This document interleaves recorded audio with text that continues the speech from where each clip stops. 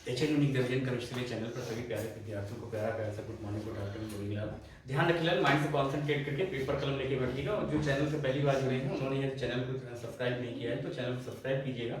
और ये लेक्चर देखिएगा, और लेक्चर यदि आप सुनने आ रहा है तो लेक्चर को जो है वहाँ पर लाइक कीजिएगा। फिर अपने फ्रेंड सर्किल में दूरदृष्टि जो भी कॉन्टेक्ट में है सभी तक लेक्चर को, चैनल को शेयर कीजिएगा।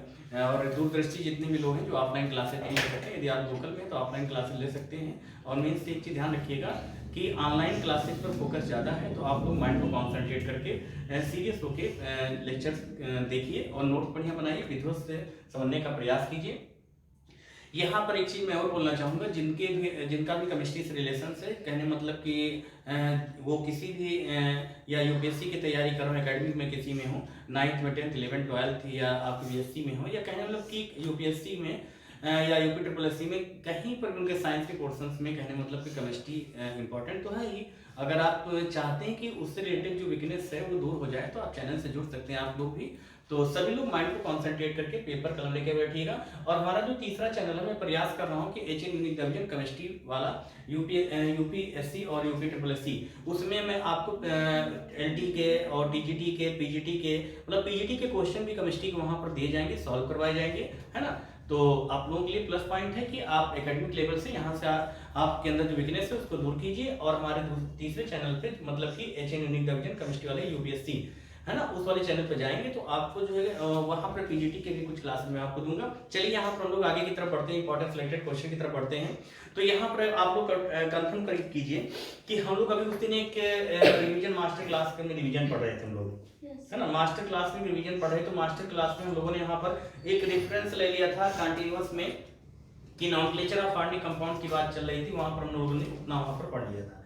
एक बार जल्दी से आज के लेक्चर में रिवीजन करता हूं, फिर नेक्स्ट लेक्चर हम लोग का कौन सा जाएगा। हम लोगों ने जो वाटर की बात चल रही थी वाटर पर चलेंगे, मतलब जो वाटर कैसे बनता है, जहां पर हम लोगों ने इंट्रोडक्शन तो वहां पर पढ़ लिया था, है ना। तो आज के लेक्चर में पिछला जितना कुछ उसको एक बार रिवीजन कर लेते हैं जल्दी से। फिर कल के लेक्चर में हम लोग क्या पढ़ेंगे, H2O पढ़ेंगे। H2O के बारे में थोड़ा और विधिवत जानने का प्रयास करेंगे कि H2O जो होता है ये यूनिवर्सल सॉल्वेंट होता है कि नहीं होता है, यदि होता है तो क्यों होता है, और यूनिवर्सल सॉल्वेंट का मतलब क्या होता है ना, और इसका कलर कैसा होता है। इन सारी चीजों के बारे में हम लोग विधिवत जानने का, समझने का प्रयास करेंगे अगले लेक्चर में। लेकिन यहाँ आज के लेक्चर में कुछ पिछला जितना कुछ है अधिकांश से समझने का प्रयास करेंगे टॉपिक को। चलिए हम लोग स्टार्ट करते हैं। नॉमेनक्लेचर ऑफ ऑर्गेनिक कंपाउंड में सारी चीजें आपको समझ में आ गई थी, आप लोग बताएंगे कुछ, कहीं पर कोई दिक्कत आई कंफर्म कीजिए। समझ आ गया था, सभी लोग समझ आ गया था, किसी को कोई दिक्कत, सारे पॉइंट्स आप लोगों को समझ में आ गए होंगे, है ना। लेकिन फिर भी कुछ नोटेशन वाले कंपाउंड्स इंपॉर्टेंट क्या है, आज के लेक्चर में हम सिर्फ इतना ये समझेंगे, शॉर्ट ट्रिक में बहुत जल्दी जल्दी समझने का प्रयास करेंगे कि क्या क्या इंपॉर्टेंट है। मीन्स हम लोग फर्स्ट ईयर में है तो अब हम लोग सेकंड ईयर में जा रहे हैं, तो सेकंड ईयर में फर्स्ट ईयर का क्या इंपॉर्टेंट है, इस चीज को यहाँ पर जानना थोड़ा जरूरी है ना। तो एक चीज याद रखिएगा कि ये जो आपका nomenclature of organic compounds chapter है, इस चैप्टर को थोड़ा विधिवत समझिएगा। फर्स्ट ईयर ऑनलाइन जो भी लोग हैं वो लोग भी ध्यान देंगे। और यदि nomenclature of organic compounds topic को आपको विधिवत अच्छे से समझना है तो हमारे पिछले लेक्चर पे जाइएगा, वहां पर मैंने विधिवत समझाने का प्रयास किया है। यहाँ पर इस लेक्चर में थोड़ा कुछ इंपॉर्टेंट बता के ये चीज समझाने का प्रयास करूंगा कि आप सेकेंड ईयर में जाने वाले हैं तो आपको क्या चीज इंपॉर्टेंट फर्स्ट ईयर की है जो आपको वहां पर पढ़ना चाहिए, है ना। तो यहाँ पर एक चीज ध्यान रखिएगा, सबसे पहले आपको नॉमेनक्लेचर ऑफ ऑर्गेनिक कंपाउंड्स आपको विधिवत आना चाहिए, क्योंकि सेकंड ईयर में चलोगे तो आपको जो है वहां पर कई प्रकार के रिएक्शंस है, मैकेनिज्म है, सारी चीज करनी पड़ेगी। तो वहां पर आपको बॉन्डिंग नॉलेज भी होना चाहिए, किसी कंपाउंड का आईपीसी नेम भी पूछा जा सकता है। जैसे किसी भी ऑर्गेनिक कंपाउंड्स पे जब जिक्र करते हैं तो वहां पर कई टाइप्स के कंपाउंड्स होते हैं जहां पर आईपीसी की बात आएगी, और जब आईपीसी की बात आएगी तो फर्स्ट ईयर में यदि आपने विधिवत अच्छे से समझा हुआ है, पढ़ा हुआ है, तभी आप जो है सेकंड ईयर में उन कंपाउंड्स का नॉमेनक्लेचर आप बता सकते हो। इसलिए इस टॉपिक को विधिवत अच्छे से समझने का प्रयास कीजिएगा, पिछला जितना कुछ है वहां जाके समझ लीजिएगा। फिर भी नहीं समझ में आएगा तो आप ऑनलाइन के प्रोडक्ट क्लासेज में कमेंट से थ्रू आप कंफर्मेशन कर सकते हैं। और एक चीज ध्यान रखिएगा, ऑनलाइन में जो भी स्टूडेंट्स से पढ़ते समय जिनको कोई जैसे लेक्चर कुछ लोग देख रहे हैं और उनके समझ में ये टॉपिक नहीं आ रहा है तो वो वहीं पर कमेंट्स कर दिया करें ये चीज मुझे यहाँ पर समझ में नहीं आया है, तो जिससे मेरे माइंड में ये चीज रहेगी कि हाँ मैं नेक्स्ट लेक्चर में थोड़ा अच्छा समझाने का प्रयास करूंगा या उस क्वेश्चन को देने का आंसर देने का प्रयास करूंगा। तो यही कोशिश है कि यदि आप लेक्चर देख रहे हैं तो लेक्चर देखते समय जहां पर आपको जो भी पॉइंट नहीं समझ में आ रहा है आप वहीं पर कमेंट्स में लिख दीजिए कि ये चीज मुझे समझ में नहीं है, इसको दोबारा समझा दीजिए, समझ में है ना। तो इस चीज के लिए सभी के लिए प्लस पॉइंट रहता है, इससे एक संज्ञान अच्छा प्लस पॉइंट होता है।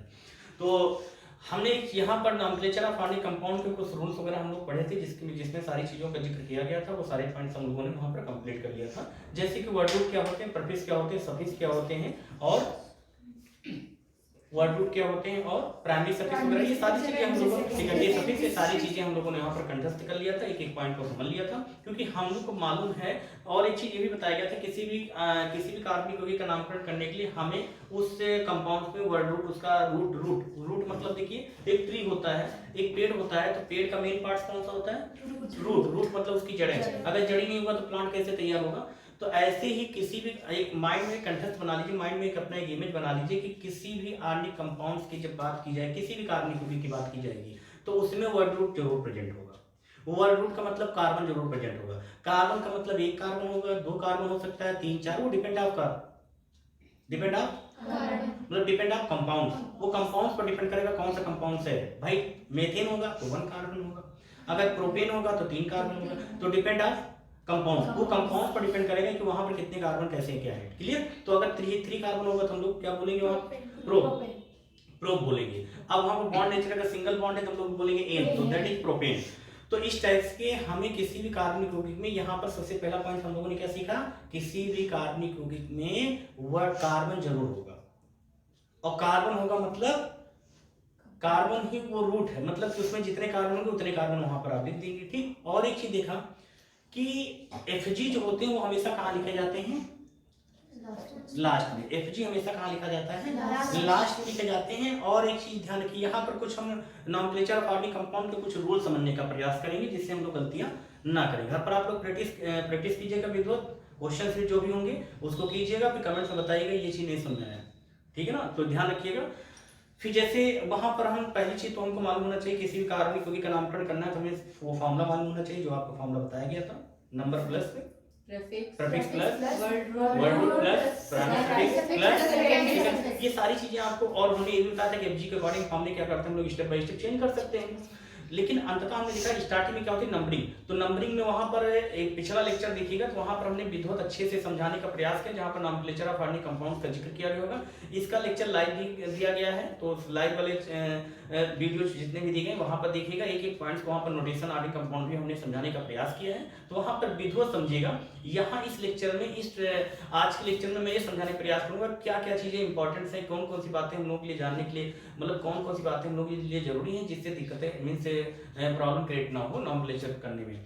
तो हमने एक चीज देखा कि जब बात करते हैं कि एक चीज, दूसरी बात है, पहला पॉइंट ये चीज कंफर्म हो गया, किसी भी कार्बन यौगिक में कार्बन जरूर प्रेजेंट होगा, है ना, ये चीज तो कंफर्म हो गई बात। क्लियर। दूसरा पॉइंट क्या होगा कि प्रीफिक्स हमेशा कहाँ लिखा जाएगा, पहले लिखा जाएगा। पहले मतलब कि पहले उसको कैसे लिखेंगे, तीसरा पॉइंट, पहले उसकी पोजीशन लिखेंगे फिर उसका नेम लिखेंगे, ये तीसरा पॉइंट। 4 पॉइंट्स क्या हो जाएगा, Fg हमेशा कहाँ होगा, लास्ट में होगा। Fg हमेशा कहाँ होगा, लास्ट में होगा। क्लियर। अच्छा, ये भी पॉइंट्स क्लियर हो गया। अच्छा, एक चीज ये भी ध्यान रखिएगा, यहाँ पर हम लोग थोड़ा ध्यान रखेंगे कि जैसे कोई अल्फा, जैसे एल्किल 2 हो गए, एक ही कार्बन पे, या मालूम चला कि डिस्टेंस, एक आपके सामने चेन दे रहा हूँ, एक चेन ही जैसे दिया गया, CH3 single bond CH single bond CH2 single bond CH2 single bond CH single bond CH3। आपने देखा कि यहां पर मैंने कहा जब किसी भी कार्बनिक यौगिक में आपके 2 क्या दिए हों, एल्किल दिए हों, तो वहां पर कैसे नंबरिंग करते हैं, डिपेंड ऑफ अल्फाबेट, मतलब अल्फाबेटिकल पर डिपेंड करता है। अल्फाबेटिकल में जो पहले आएगा नंबरिंग हम उस तरह से स्टार्ट। तो ये पॉइंट आप लोगों के लिए जरूरी है ना। जैसे हमने यहाँ पर लिख दिया क्या, CH3, और यहाँ पर लिख दिया क्या, C2H5। आप सर उधर CH कहीं भी कर सकते हो। सर आपने CH पे लगाया है। अच्छा हाँ, ये ना, हाँ ये हो जाएगा C2H5, है ना। ये जिज्ञासा होती है, यही जिज्ञासा साइंस के स्टूडेंट में यही चीज होना चाहिए कि हमें स्टेप बाय स्टेप अगर हर चीज समझ में आ रही है तो कहाँ पर क्या कैसे होना चाहिए। साइंस का मतलब ही होता है जिज्ञासा, और जिज्ञासा नहीं तो साइंस से पढ़ना बेवकूफी है। समझिए आजकल तो आर्ट साइड वाले भी बहुत एक्टिव होते हैं, मैं गलत तो नहीं कह रहा, रियल बात है।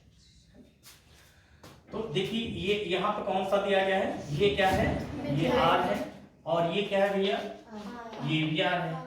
R बोले तो क्या है, ये एल्काइल है, एल्काइल होता है, एल्काइल किसको करते हैं, R। ये क्या है, ये भी अल्काइल शो करेंगे इसको R। अब लेकिन ये देखो एल्काइल में क्या है, मेथाइल, 1 कार्बन है ना, तो ये क्या हो जाएगा, मेथाइल मतलब मेथिल ग्रुप हो गया। और यहाँ पर कौन सा ग्रुप है, ये एथाइल मतलब कि एथिल। अब आप देखिएगा अल्फाबेटिकल टोटल कितने होते हैं, टोटल कितने होते हैं बताइए। अब अल्फाबेटिकल में यहाँ ध्यान दीजिएगा, अब अल्फाबेटिकल में इसका फर्स्ट लेटर कौन सा है, एम है, और इसका फर्स्ट लेटर क्या है, ई है। इसका फर्स्ट लेटर क्या है, ई है। क्लियर। अब ये बताइए अल्फाबेटिकल में ई पहले आता है, एम पहले आता है, ई आता है, तो नंबरिंग आप किस साइड से करेंगे, लेफ्ट से कि राइट से, राइट साइड से, लेकिन लॉन्गेस्ट चेन के अकॉर्डिंग।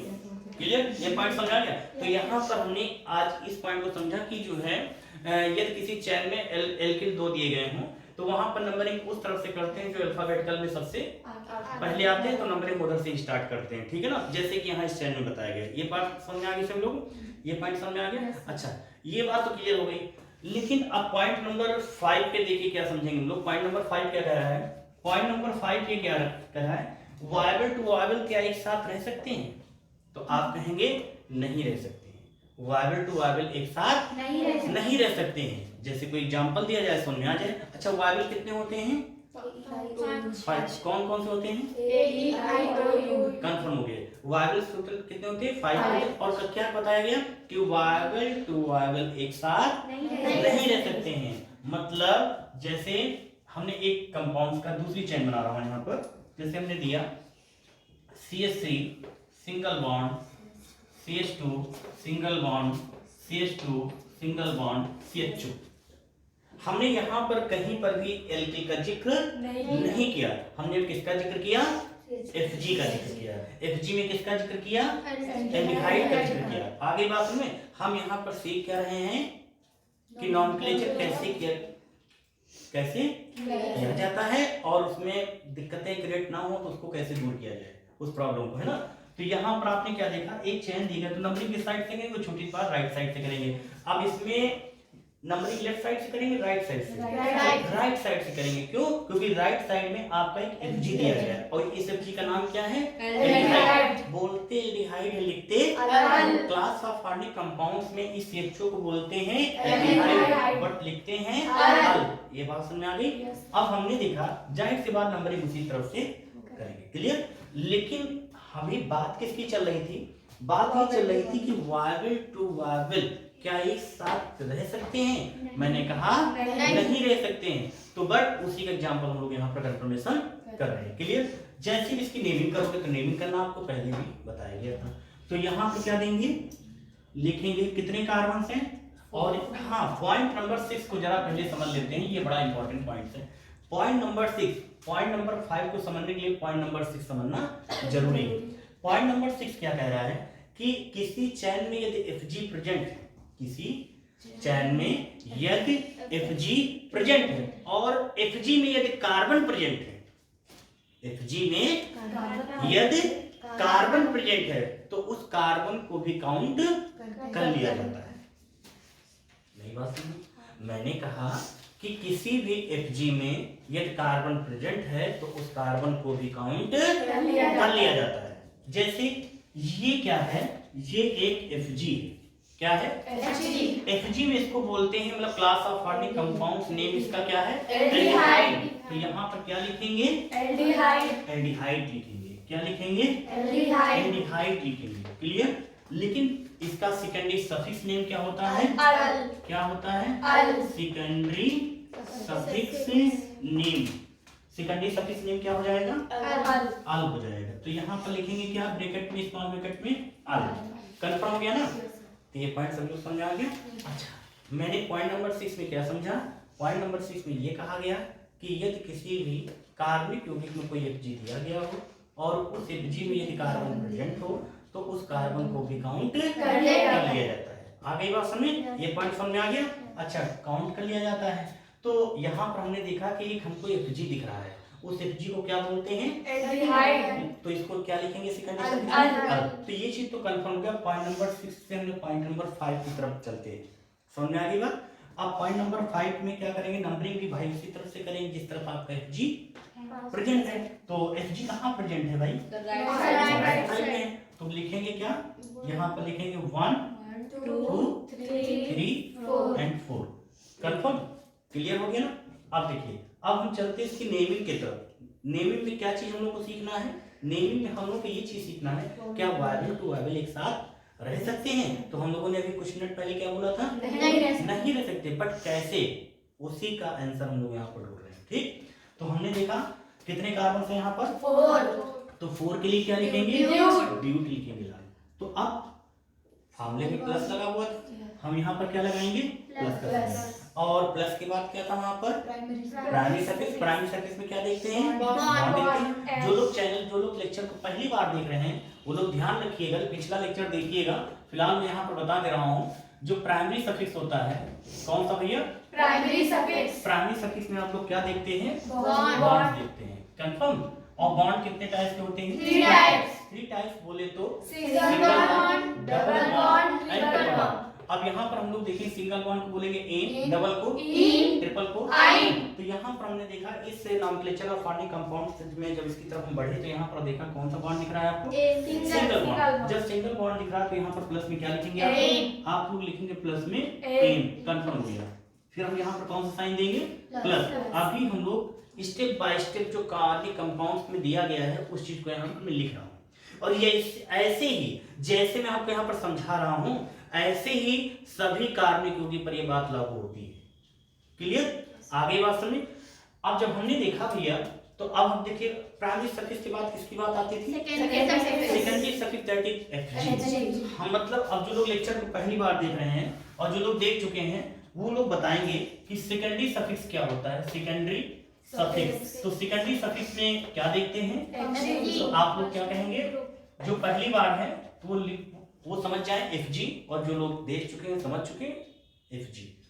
क्लियर? मतलब फंक्शनल ग्रुप, क्रियात्मक समूह। हम लोग secondary suffix that is Fg मतलब क्रियात्मक समूह की बात की गई। तो सेकेंडरी सफिक्स के फॉर्म में यहाँ पर एक class of organic compounds groups एक प्रेजेंट है, जिसको हम लोग बोलते हैं क्या? एल्डिहाइड ग्रुप बोलते हैं। एल्डिहाइड ग्रुप का सेकेंडरी सफिक्स नेम क्या होता है? अल होता है। इसकी भी नेमिंग सेम वैसे ही करते हैं जैसे हम प्रीफिक्स करते हैं। प्रीफिक्स की नेमिंग कैसे की जाती है? मतलब पहले उसकी पोजीशन, फिर उसका नेम। तो ऐसे ही इसकी पोजीशन और इसका नेम, मतलब ये जैसे वहां पर प्रीफिक्स किस कार्बन पे जुड़ा है ये लिखते थे, उसको क्या लिखते हैं वो नेम में लिखते थे, वैसे ही ये Fg किस कार्बन पे जुड़ा है ये लिखेंगे। Fg में क्या है फिर उसका सेकेंडरी सफिक्स नेम लिखेंगे। आगे बात समझ? नई बात समझ? क्लियर हो गया? कंफर्म हो गया? अब यहाँ पर देखिए, तो इसके लिए हम लोग क्या लिखते हैं? अल। तो यहाँ पर क्या लिखेंगे? हम लोग यहाँ पर लिखेंगे अल। अभी आप लोगों ने कुछ मिनट पहले बताया था कि वायबल कौन कौन से होते हैं, जरा आपको बताइए भैया, कौन बताएगा? चलो प्यारे बोलो, कौन कौन से होते हैं? A I O U। A E I O U। और कौन से होते हैं? यही होते हैं A E I O U and U। Confirm? यही होते हैं ना? अब देखिए ये क्या है? नहीं, चलिए जूम कर लीजिए। ये क्या है? कुछ लोग ने ई। क्लियर? ये क्या है? ए। ये वावे में आ रहा है? Yes sir. ये वावे में आ रहा है? Yes sir. दोनों वावेल एक साथ नहीं रह सकते, है ना? तो कौन सा वावेल यहाँ से रिलीज होगा? ई होगा। क्यों? क्योंकि ये वीक है, दैट इज प्राइमरी सफिक्स है। एग्जांपल दो जिसके लिए आप परेशान हो। क्लास में जैसे आप लोग जाते हो, आपके सीट पर कोई कमजोर स्टूडेंट बैठ जाता है तो आप उसको रिप्लेस कर देते हो, है ना? और अगर कोई स्ट्रॉन्ग बैठा होता है तो उसको भी लगा देते हैं। नहीं, एक्सेप्शन है। अगर कोई स्ट्रॉन्ग होता है तो आप उससे नहीं बोलते हो तो ठीक भाई चलता है, बैठो यार आज के दिन चलता है, ऐसा है नहीं, है ना? मतलब या तो सीट पोजीशन अलॉट किया गया है ना, सीट पोजीशन वगैरह अगर यदि अलॉट कर दिया गया तो ठीक, नहीं किया गया तो आप लोग जो वीक होगा सीट पर उसको उठा दोगे, स्ट्रॉन्ग होगा तो चले जाओगे। रास्ते में फोर व्हीलर वाले से बैठ गए, अरे यार चलता है हम साइकिल से, और कहीं अगर पैदल वाले से बैठ गए तो उसको, मतलब हमेशा कमजोर पे ही जो है स्ट्रॉन्ग लोग क्या होते हैं, हैवी होते हैं। ये चीज समझ आगे होगी, ठीक है? तो प्राइमरी सफिक्स दैट इज एक बॉन्ड है, एक वीक होता है। Fg में Fg थोड़ा स्ट्रॉन्ग होता है, तो Fg की प्राथमिकता यहाँ पर ज्यादा होती है, इसलिए Fg में जो वायबल प्रेजेंट होता है उसको नहीं रिप्लेस करते हैं। वो बात दूसरी है। फॉर एग्जांपल घर की तरफ चलते हैं हम लोग। आप घर में पापा आपके Fg हैं, आप लोग क्या हो प्राइमरी सफिक्स, तो वैल्यू किसकी ज्यादा होगी? Fg की। वो बात दूसरी पे आती हो रिसेप्शन में, लेकिन हर घर में मुखिया की ज्यादा होती है। मुखिया क्या है? Fg है। क्लियर? तो यहाँ पर एक चीज ध्यान रखिएगा कि जो बॉन्ड जो होता है, बॉन्ड में जो वायबल प्रेजेंट होता है उसको क्या किया जाएगा? रिलीज कर दे। कौन करेगा? सेकेंडरी सफिक्स का वायबल। क्लियर? कभी सेकेंडरी सफिक्स के वायबल को ना रिलीज कर देना, है ना। मतलब कि अब देखिए जब ये वायबल यहाँ से रिलीज हो जाएगा, अब देखिए इसका फॉर्मूला बनाइएगा, इसको ऊपर की तरफ देखते हैं। तो चलिए लिखिए, अब ऐड कर देंगे ये आगे बात समझ में। अब देखिए यहाँ ई दिख रहा है, नहीं दिख रहा है, ये ई यहाँ से क्या हो जाएगा? रिलीज होगा। अब देखो क्या हो जाएगा? ब्यूटेनल। क्या हो जाएगा? ब्यूटेनल। अब ब्यूटेनल मतलब ये चीज कंफर्म हो गया। लेकिन हमने कहा था कि प्रेफिक्स की तरह इसकी पोजीशन भी लिखी जा सकती है, तो हम ये भी लिख सकते हैं ब्यूटेनल -1 लिख सकते, नहीं लिख सकते, और पोजीशन को बीच में भी लिख सकते हैं। मतलब कि ब्यूटेनल -1, क्योंकि अल किस पे जुड़ा है? पहले कार्बन पे, तो लिख सकते हैं ब्यूटेनल -1। नहीं बात समझे? समझ में आया? तो ये सारी बातें अब आपको अल्फाबेटिकल को एक साथ में नहीं यूज करना चाहिए, ये चीज तो कंफर्म हो गया। बट किस वायबल को रिलीज करना चाहिए, ये समझ में आया? नहीं आया? समझ में आ गया? कंठस्थ हो गई बात ना? कंठस्थ हो गई, नहीं हो गई? समझ में आ गई। चलिए फिर आगे की तरफ बढ़ते हैं। इस पॉइंट को तो हमने समझ लिया, लेकिन सपोज दैट अभी जैसे यहां पर कोई अदर ग्रुप दिया होता, तो अदर ग्रुप में जैसे COOH। अब डिफरेंस क्या हो गया? आपने नोटिस किया डिफरेंस क्या है? डिफरेंस ये है कि इसमें कार्बन तो उतने ही हैं, बस ये Fg क्या हो गया? चेंज हो गया। अब चेंज हो गया तो इसकी नेमिंग कैसे करेंगे? डायरेक्टली कर रहा हूं, ठीक है ना, समझेंगे। कितने कार्बन है? कार्बन नंबर उतने ही, तो लिखेंगे ब्यूट। बॉन्ड कौन सा बॉन्ड नेचर? सिंगल। सिंगल के लिए लाल एरीन। अब हमने यहाँ पर देखा कि ये सेकेंडरी सफिक्स में क्लास ऑफ ऑर्गेनिक कंपाउंड्स में इसको क्या बोलते हैं? Carboxylic acid. अब दैट इज इसका Fg name. Secondary suffix name क्या होता है? Oic acid. तो हम लोग को मालूम होगा कि जो हाइफन COH होता है class of organic compounds carboxylic acid, that is secondary suffix name क्या हो जाएगा? Oic acid. तो इसके लिए क्या लिखेंगे? Oic acid. आप लोगों को दिख रहा होगा ना? क्या दिख रहा है कि यहाँ पर वायबल क्या है? O है। तो ये वायबल क्या करेगा? इस E को ड्रॉप कर देगा। तो प्लस में क्या, इसको प्लस हटाइए, यहाँ से क्या हो जाएगा? Oic acid. तो ये कंफर्म हो गया। ये सारे पॉइंट समझ में आ गए ना? समझ में आ गए नहीं आ गए? क्लियर हो गया? कंठस्थ हो गया ना? तो यहाँ पर हमने देखा कि जो ब्यूटेनाइक एसिड दैट इज ये क्या हो गया? ये भी एक OC कंपाउंड, एक ऑर्गेनिक कंपाउंड। नई बात समझी? क्लियर हो गया ना? कंठस्थ हो गई बात ना? तो यहाँ पर एक चीज हम लोगों ने सीख लिया कि यहाँ पर वायबल टू वायबल एक साथ नहीं रह सकते हैं। किसी भी कंपाउंड्स की बात की जाए, ये बातें कंफर्म। अब इसमें से कुछ और चीजें यदि आप लोगों को जानना है, सोचना है, समझना और विध्वस्त करना चाहते हैं, तो पिछला लेक्चर जाइएगा। पिछले लेक्चर में ये भी बताया गया है कि यदि कहीं पर सिंगल बॉन्ड और डबल बॉन्ड दिया गया हो तो उसमें वैल्यू किसकी ज्यादा होती है। फिर यहाँ ये भी बताया गया है डबल बॉन्ड अगर कहीं ट्रिपल बॉन्ड भी दिया गया हो फिर वहां वैल्यू किसकी होती है। क्लियर? अगर एक साथ Fg दिया गया है तो फिर वहां पर वैल्यू किसकी होगी? हमको Fg की। तो Fg में कई सारे Fg होंगे तो Fg की एक वरीयता क्रम भी बताया गया होगा। आप लोग जाइए पिछले लेक्चर में, वहां पर पुराने लेक्चर पे देखिएगा, वहां पर ये बताया गया है कि कार्बनिक जो क्रियात्मक समूह होते हैं उनकी एक वरीयता होती है, वरीयता के अकॉर्डिंग किस Fg को कहां पर कैसे लिखना चाहिए, है ना। जैसे एल्किल में हमने अल्फाबेटिकल के अकॉर्डिंग बताया, बॉन्डिंग नेचर वहां देख लीजिएगा। कुछ ही रूल्स हैं जो हम लोग अगर समझ जाएंगे तो नॉमेनक्लेचर करना बहुत ही आसान हो जाएगा। तो आज के लेक्चर में इतना मैं रख रहा हूँ। नेक्स्ट लेक्चर में हम लोग विजुअल थोड़ा और विजुअल समझने का प्रयास करेंगे।